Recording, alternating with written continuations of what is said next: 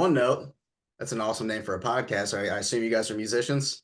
I do it occasionally now, but we just kept the name, It honestly. started like 5 years ago and ended up turning into like several different things, and now we're here. So it's Well, I love it. grown and changed over the years. Well, pleasure for being here. Thank you for having me. My name's Tyler Perlman. I'm the executive director here at Break Fire Disaster Relief. We are a very brand new nonprofit. So we've owned, it's called Athletech. That's our nonprofit. We have a basketball gym, well, two gyms up in Lorton, Virginia. We take in technology from companies, individuals, but mainly corporate partnerships. We take their old tech, we sell it, and that fuels our mission. And now me and my partner, James, we're full pedal to the metal on Break Fire. Me and my not business partner, my Break Fire partner, Eric, we came down there, helped out. I think it was the first week, and as you guys probably feel the same, as you just feel like that's your purpose. It's Yeah, never Yeah, definitely. it don't go away, it's Yeah, there. it changes you for sure.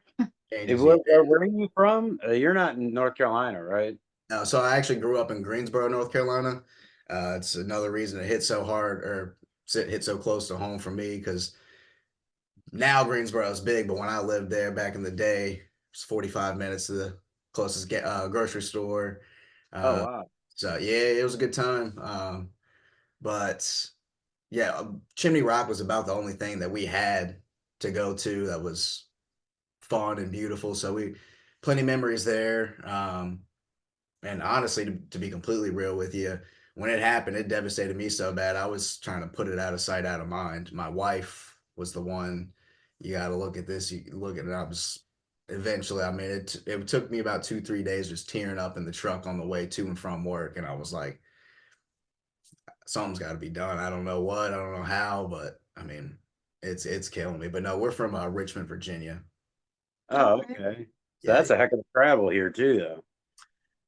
6 hours on paper, 7 hours after the trips stops and all that. Yeah. How far it was when we moved Yeah, we here. lived near the Outer Banks for a little while, and it's about 6 hours away. I love the Outer Banks. Actually, the first thing I did when I came back was I had to have a drone company. I did a drone job up in the Outer Banks. You thought that'd bring me back home. I just felt even weirder there. I got home after the first time and it was just, you're just in shock. You're like, there's so much to be done. And you're here Yeah. Yeah. like, wow. And then now 2 days after I'm at this beautiful beach and I just felt real bad I wasn't there. And B, very quickly I realized I'm seeing the world from a different lens now. Like Outer Banks. I was in Kitty Hawk specifically, where it's just a peninsula.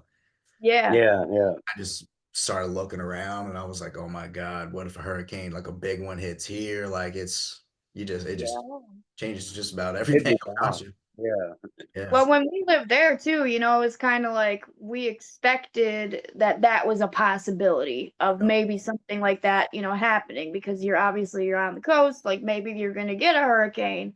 But Mhm. then moving here, in the mountains, it's like that is the last thing on earth that you expect to Yeah. happen is for that to I think there'd be happen a hurricane in the mountains. here. Yeah, so it's It's just definitely the only videos we really took was just when we were driving. Obviously, we're mission focused, boots on the ground, but just driving, I noticed after rewatching them, just at some point, just about 95% of the videos, at some point, I just say under my breath, like, it just doesn't feel real. Like, it doesn't feel Right. it like still it's doesn't. just not Yeah. natural. Like, you just look at it and you're like, How? exactly. It's just the same question, how, a million times a day, and it's just never have an answer. It's just, I mean, I was talking to one guy up in Pensacola, and I don't know how accurate this information is, but he was saying, I mean, aside from the big flood in the 70s or whatever, it was like the biggest flood drove the Creek River up to 10, 12 inches. And he said this was recorded at 60 feet. I was like, this was Yeah. 60 A feet. wall of water. Insanity. So I mean, yeah. We saw on Spruceman yesterday where water went up 30 foot over that wall, hit a building, which was like another 2 stories, and Yeah. wiped the wall out. Yeah. So 60 feet's about accurate. Probably. You know, like it just it's unbelievable. I've never seen, even in the ocean, you don't really see stuff I like know that. it's like you think of like It's a tidal wave or like some typhoon or tsunami or something. It's just like, yeah. how did that happen here? It's unbelievable. It really Where did is. you guys did you go to Pensacola specifically at the beginning of it, or is that That, just that The was house actually there. that was actually the tail end of our trip. So Okay. um I guess just chime in with any questions you may have. I'll just start from the beginning of our Yeah, mission. yeah, go cool. for it. Like I said, I just personally was trying to out of sight, out of mind. It selfishly, it was just breaking my heart. And then I called the nonprofit that I had sales at, which is called Tech for Troops, and I said, "Listen, guys, like I've got to go down there. I don't, my name does not carry weight. Can I please do a little fundraiser under y'all's name? Maybe even use the box truck to go down there, please. I'm going regardless. I'm just asking to use your name."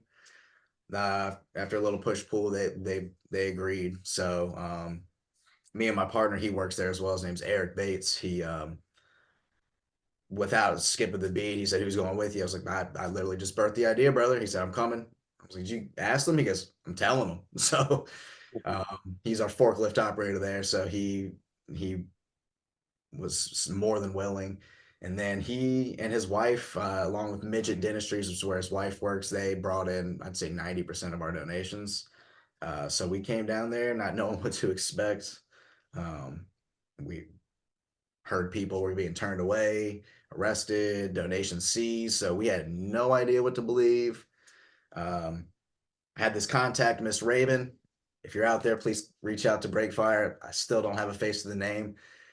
She told us to go to Silverado's, and we're asking Silverado, "Hey, Raven." She's no one, no one's heard of Raven.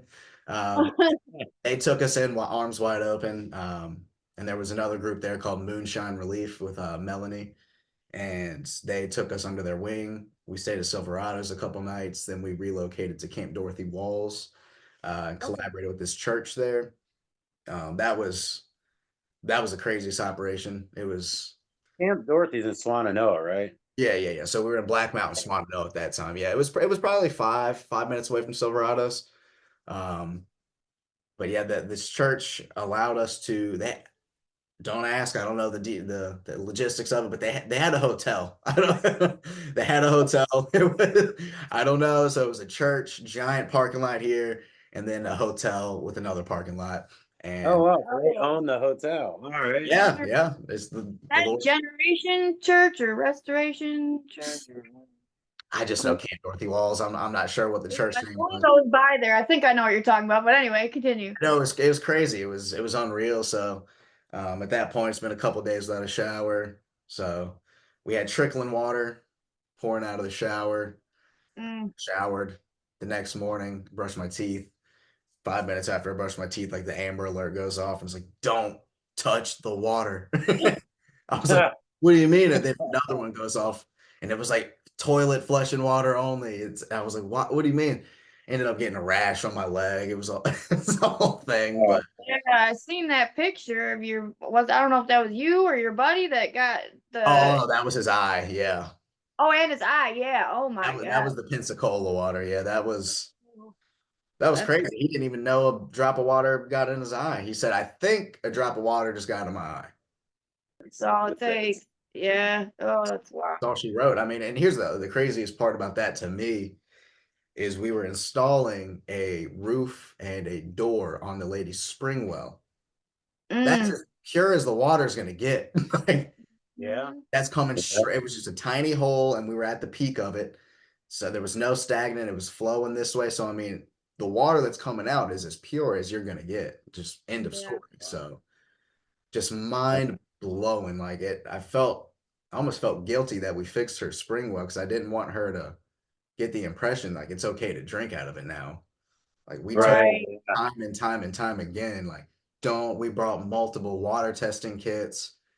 Look at this. Look at this. Look at like. So I mean, I still think about it to this day. I'm like, I really hope they're not like just picking convenience.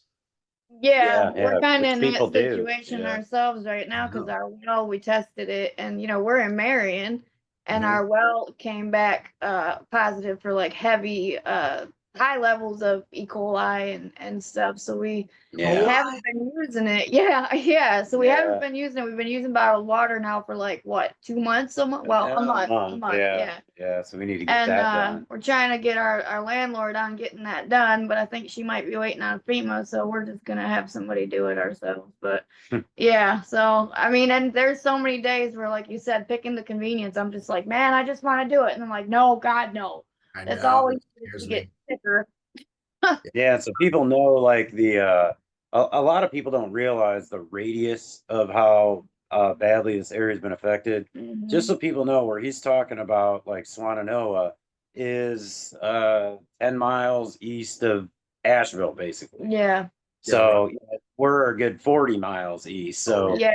yeah, so yeah, we're another 35 minutes from You Asheville, wouldn't think that it would be affecting our stuff here the way but it it goes is. way further than here. Yeah. Were you so how many days into the disaster did you guys show up and end up in what you call it, Black Mountain, Swannanoa? I believe it was day 10. Okay. Don't quote me on that. I believe it was day 10 though. I remember it just surpassing double digit days. Because I was like, all of this 10 plus days after the fact, like I just couldn't imagine. Because I mean, our we had recon teams and with Moonshine that was doing first contact missions on the side by side, four wheelers, dirt bikes, all that. And I mean, they could still not access people.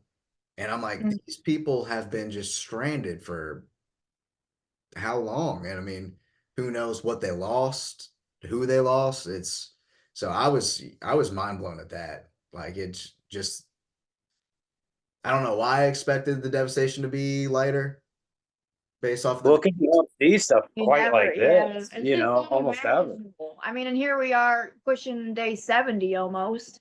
Yeah. And not I don't want to say not like a whole lot has changed, but in a lot of ways, not a whole lot has changed. It's like it's Right. gotten better, and there's people doing a lot of work, and we've got a lot of amazing, citizens and volunteers and stuff helping and whatnot. But like, there's still places that you can't access unless you got, a four wheeler or side by side. There's still people that have no power. There's still people that can't use their water. There's still, people all over in these tents and whatnot that don't even have heaters yet. I mean, it's And that's what people got a picture is it's like insane. when you say that, that they hadn't even, no one had made contact with them for 10 days. I mean, that's no electricity. So that means most of your food's going to be spoiled. Mm-hmm. You don't know what's going on. Nobody could communicate No with phone anyone, service. Yeah. so you're just stuck sitting there on a mountain waiting for, you're just praying, I You're guess. waiting Like for that's, God. Yeah. I can't imagine it, to be honest. But Yeah. and I mean, so yeah, you guys got here a week and a half in. Was there anybody else out there helping outside of the like kind of network that you were working with? wouldn't say helping, but there's people out there. Yeah. Yeah. Uh, You had the quad squad. They were a 5-man group going around pretending to be help and then robbing people. oh Whoa. man, The old Wow, quad I heard squad. about that's Yeah, true. the infamous quad squad. Yeah, no one could find them, but Oh, Louisiana State Troopers, they were out there not letting people through. Take that. Louisiana. what the hell? See, what's weird is I wonder if they were some of the people that were at that inn, like the Lake Lure Inn, when we first tried to ride out to Chimney Rock, and I think it was what, like the first week, right? We're about 10 days in or Yeah, it's about so. the same Yeah. time. Yeah, we got all the way out to Lake Lure and then to the spot where like you couldn't pass any further unless, you were like going through to help, and we weren't going through to help at that time. And it was all cops there. It was like a checkpoint, but the inn right there, the entire parking lot, and it's a big parking Yeah, lot. like 150, 200 cars. And they were all police from all over the place. I Huh. mean, they were like Police, undercover feds. cars. I mean, just think there might have been like 3 civilian trucks there.